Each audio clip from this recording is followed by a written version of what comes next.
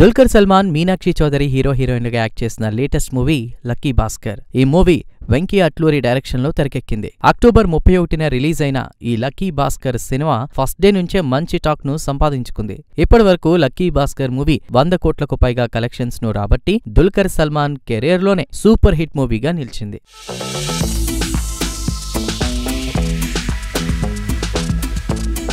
ఇప్పటికే లక్కీ భాస్కర్ మూవీకి సంబంధించి ఓటీటీ రైట్స్ ను ప్రముఖ ఓటీటీ నెట్ఫ్లిక్స్ సొంతం చేసుకుంది. తాజాగా నెట్ఫ్లిక్స్ ఓ డేట్ అనౌన్స్మెంట్ చేసింది.